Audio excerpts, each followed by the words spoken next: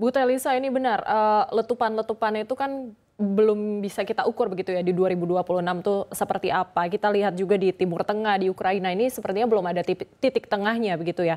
Nah, terkait dengan harga minyak, ini resiko harga minyak ini bisa sampai berapa nih kira-kira Bu Telisa? Sampai berapa yang harus kita antisipasi begitu? Ya, asumsi APBN harga minyak adalah 70.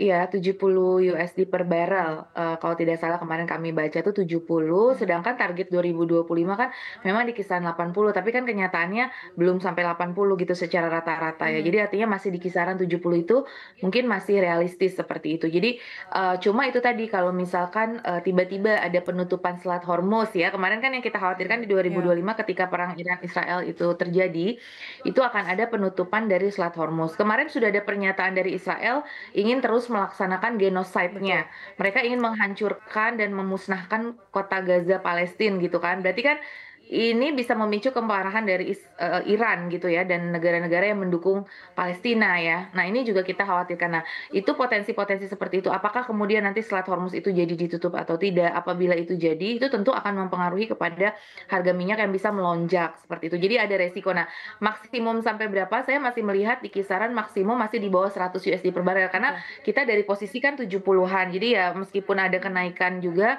ya belum lebih tinggi dari 100 USD per barel sih. Meskipun ada letupan-letupan tadi karena sekarang memang kecenderungannya harga minyak belakangan ini lebih stabil karena mungkin juga dari OPEC-nya sendiri produksinya tidak terlalu dipangkas dan kemudian produksi minyak di dunia ini sedang bagus lagi karena memang Trump sendiri kan mendukung fossil fuel ya. Jadi transisi-transisi energi itu belum banyak berjalan di era Trump, jadi masih menguntungkan untuk sektor fosil dari sisi supply. Jadi dari sisi supply, investasi di migas pun masih meningkat dan itu eksplorasi-eksplorasi baru juga banyak dijalankan sehingga masih lebih stabil. Meskipun tadi ada tekanan dari sisi kemungkinan supply disruption dari misalkan geopolitik memanasnya perang sehingga nanti apa namanya, melebar kepada kemungkinan penutupan selat-selat Hormuz atau selat-selat lain yang mempengaruhi di dalam jalur perdagangan minyak itu sendiri. Nah, kemudian kita jangan lupa sudah ada komitmen impor migas dengan AS.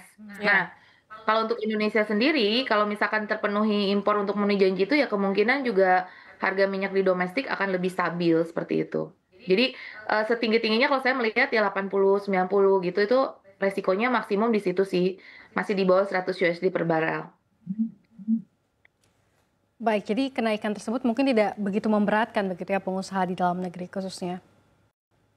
Iya, masih agak lebih ya, minyak ini lebih ini, yang agak tinggi di sini justru kan dari sisi, mungkin suku bunga ya, tapi suku bunga sendiri sebetulnya memang relatively ya the Fed tergantung ya Ya. apakah nanti tiba-tiba Trump akan mengganti Jerome Powell, ini juga masih tanda tanya.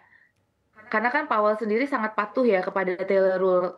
Selama Powell patuh kepada Taylor Rule, sebetulnya, suku bunga relatif aman gitu, tapi kita nggak tahu nanti misalkan ada pergantian gubernur bank sentral di Amerika Serikat sendiri di tahun 2026, karena kalau tidak salah masa kepemimpinan Powell juga akan berakhir dalam tahun mendatang. Oke, Bu Telisa, tapi bagaimana sih sebenarnya sejauh ini Anda melihat strategi pemerintah begitu ya dalam menjaga stabilitas nilai tukar rupiah gitu terhadap dolar AS?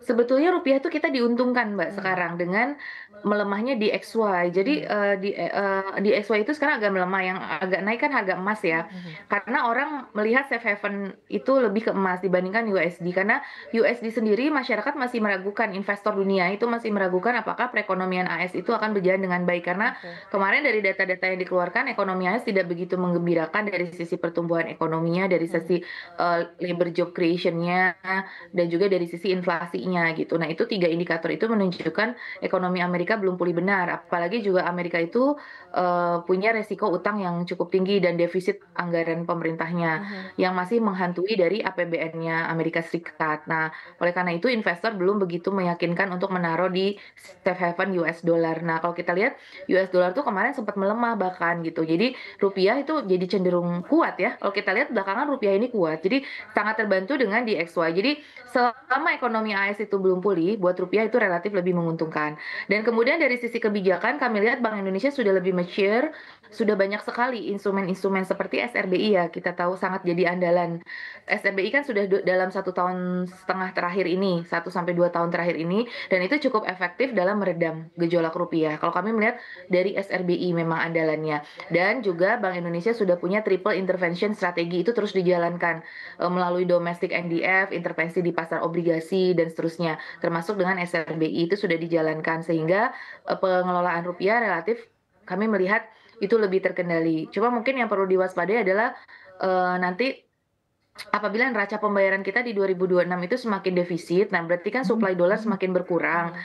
Kalau harga komoditas juga misalkan melemah, neraca perdagangan kita itu terpengaruh oleh kebijakan tarif, kita khawatir di sisi trade balance itu kita makin tipis surplusnya. Nah, itu bisa berpengaruh ke devisa kita, dan kalau ke devisa kita nanti ke bagaimana intervensi kepada stabilitas rupiah ini bisa terganggu. Jadi itu aja sih ancamannya, makanya rupiah kemarin dipatok 16.500. Sekarang kan 16.183. Jadi masih moderate di 16.500 seperti itu.